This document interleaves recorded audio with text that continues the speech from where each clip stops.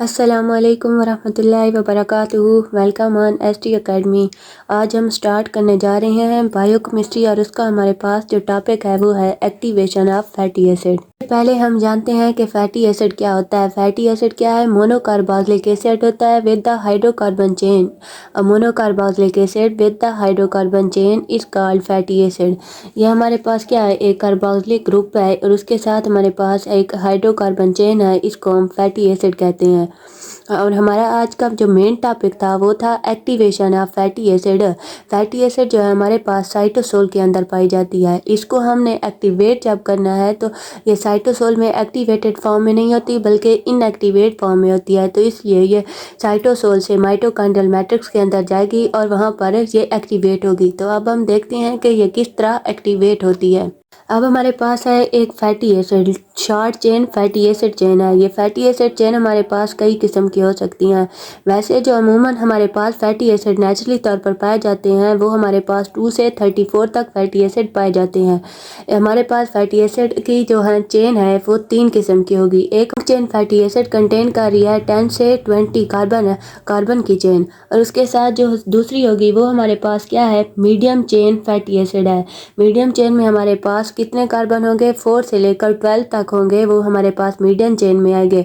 और उसके बाद थर्ड वन होती है हमारे पास शॉर्ट चेन। शॉर्ट चेन वो होती है जिसमें बहुत ही कम तादाद में कार्बन पाए जाएं। तो जैसे कि हमारे पास एसीटेट है, इसमें हमारे पास कम तादाद में कार्बन पाए जाते हैं। कार्बन जो है हमारे एसीटेट के अंदर वो 2 कार्बन होती हैं, तो इसको हम एक शॉर्ट चेन फैटी एसिड कहेंगे।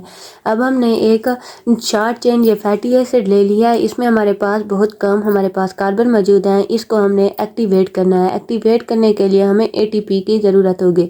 हम इसमें एटीपी डालेंगे। एटीपी क्या है? हमारे पास एडिनोसिन ट्राईफॉस्फेट।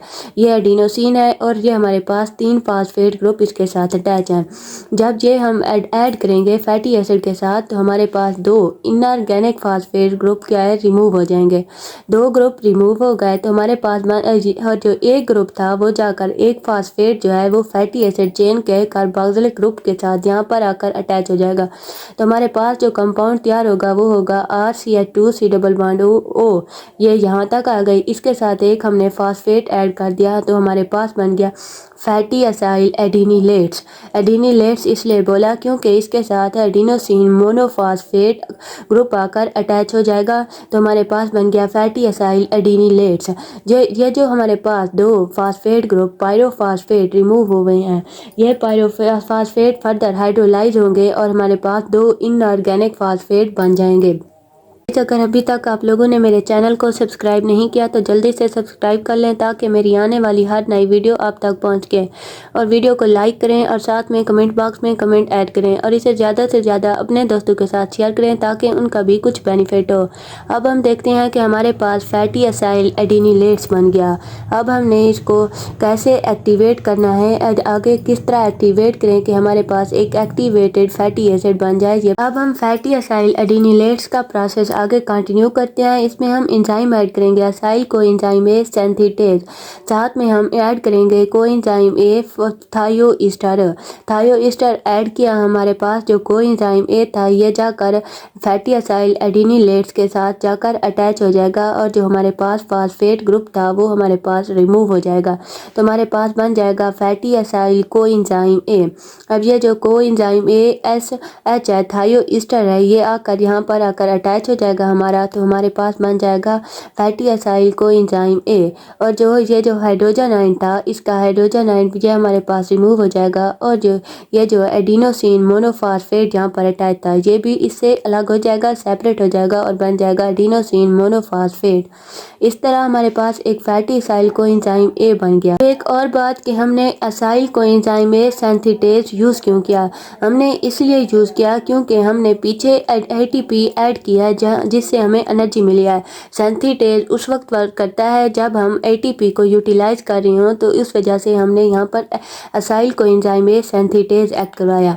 अब हमारे पास क्या है? Fatty acyl coenzyme A. ये हमारे पास एक एक्टिव फॉर्म में तैयार हो गया है।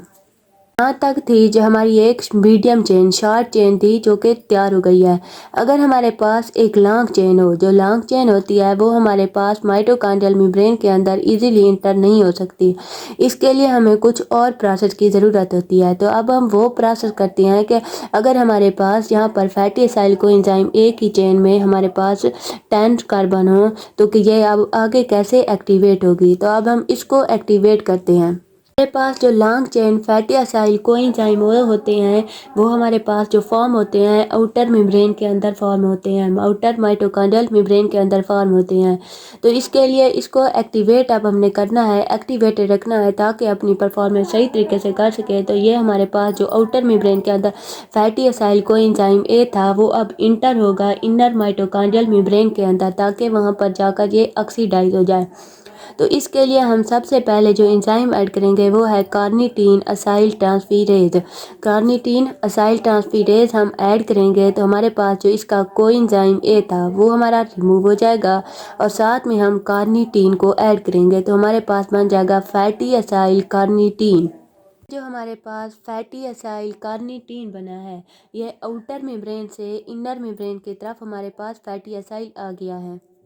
वहाँ तक क्या है, हमारा कार्निटीन जो है फैटी एसाइल कार्निटीन ये जो था इंटर मेम्ब्रेन के अंदर है। अब इंटर मेम्ब्रेन से आगे इनर मेम्ब्रेन होती है, इसके अंदर जाना होता है। इंटर मेम्ब्रेन माइटोकॉन्ड्रियल मेम्ब्रेन वो है जो कि आउटर माइटोकॉन्ड्रियल मेम्ब्रेन और इनर माइटोकॉन्ड्रियल मेम्ब्रेन के दरमियान पाई जाए, इसको हम इंटर मेम्ब्रेन मैट्रिक्स कहते हैं। वहाँ पर हमारे पास बन गया फैटी एसाइल कार्निटीन। इसके बाद हमने इसे ऑक्सीडाइज करने के लिए इनर मेम्ब्रेन के अंदर ले आना था फैटी एसाइल कोएंजाइम ए बनाने के लिए। तो हम इसके बाद दोबारा कार्निटीन असाइल ट्रांसफेरेज 2 ये एंजाइम ऐड करवाएंगे, और साथ में हमारा जो कोएंजाइम ए है यहाँ पर ऐड होगा। पिछले प्रोसेस में क्या है, रिमूव हुआ, और अब यहाँ पर अगेन ऐड हो रहा है, और जो हमारा कार्निटीन था ये रिमूव हो रहा है। लास्ट स्टेप जो था वहाँ पर जो हमारे पास कार्निटीन था वो हमने ऐड किया, यहाँ पर हम रिमूव कर रहे हैं। ये फ़र्क मेन है, इसको आपने अच्छे तरीके से याद रखना है। इस तरह हमारे पास क्या है, कार्निटीन अब रिमूव हो जाएगा तो हमारे पास कोएंजाइम ए आकर अटैच हो जाएगा। तो हमारे पास एक long chain fatty acyl coenzyme A prepare हो जाएगा। हमारी एक लॉन्ग चेन फैटी एसिड भी एक्टिवेट हो गया है। अब हम देखते हैं कि हमारे पास जो फैटी एसिड है इसको हमने ट्रांसपोर्ट किया है माइटोकॉन्ड्रिया के अंदर। तो इसमें जो हमारे पास कुछ प्रोडक्ट ऑब्टेन हुए हैं जैसे कार्निटीन है, वो किस तरह एक एक जगह से रिमूव हो रहा है और दूसरी जगह से इंटर हो रहा है। अब हम इसके प्रोसेस को देखते हैं कि किस तरह इसकी ट्रांसपोर्टेशन होगी। हमारा जो फर्स्ट जो long chain fatty acyl coenzyme वो होता है, वो मैंने आपको पहले भी बताया है कि कहाँ बन रहा है, आउटर माइटोकॉन्ड्रियल मैट्रिक्स के अंदर। आउटर माइटोकॉन्ड्रियल मैट्रिक्स को हम साइटोसोल भी कह रही हैं। इसमें हमने कार्निटीन ऐड किया था, कोएंजाइम ए को हमने रिमूव किया था, और साथ में हमारे पास जो एंजाइम हमने ऐड कराया वो था कार्निटीन असाइल ट्रांसफेरेज 1। हमने कार्निटीन असाइल ट्रांसफेरेज 1 जब ऐड करवाया तो हमारे पास जो कार्निटीन था उसने असाइल कोएंजाइम ए को इसको रिमूव करके अटैच हो गया, तो हमारे पास बन गया फैटी असाइल कार्निटीन। अब ये जो फैटी असाइल कार्निटीन है ये तो एक आउटर माइटोकॉन्ड्रियल मैट्रिक्स के अंदर थी, इसको एक्टिवेट होने के लिए आगे फिर जाना था। तो इसके लिए इसे पहले इंटर मेम्ब्रेन में ये जाएगी, वहाँ पर हमारा जो इंजाइम एक्ट करेगा जिसको हम कैरियर इंजाइम भी कह रहे हैं, कैरियर प्रोटीन भी कह रहे हैं, वो क्या है, असाइल कार्निटीन ट्रांसलोकेज।